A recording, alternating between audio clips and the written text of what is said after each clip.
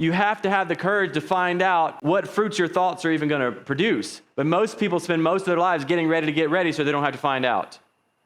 Because what they actually know is they're not enough. And because they know they're not enough, they're at war with not being enough and trying to figure out how to become enough. And so now they're double-minded, split. I'm not enough and trying to become enough. And the only way I can figure out how to become enough is to go learn more and fill my mind with more information. And people say, well, knowledge is power. Well, if knowledge was power, then every librarian would be the most powerful person on the planet. But we don't look at librarians as super powerful.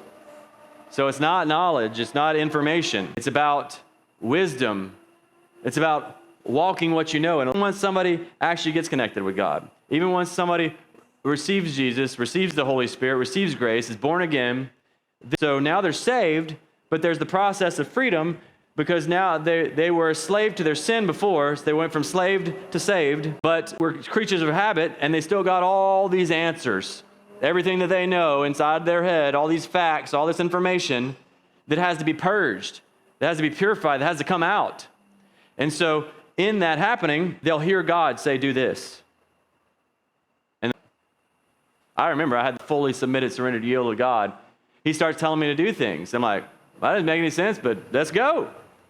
And then I do the thing, miracle. Wow, that's pretty wild. But then there is a time where God asked me to do something. And I would hesitate because practice doesn't make perfect. Perfect practice makes perfect. And I was perfectly practicing yielding to God until God went too far. He asked me to do things that seemed counterintuitive, that felt counterintuitive, that I experienced as backwards, as wrong.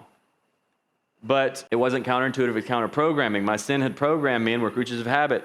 And so do the wrong thing so long the right thing feels wrong. And the road to hell feels like heaven, and the road to heaven feels like hell.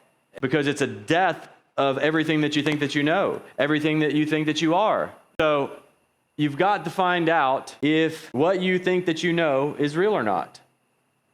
And you've got to walk it.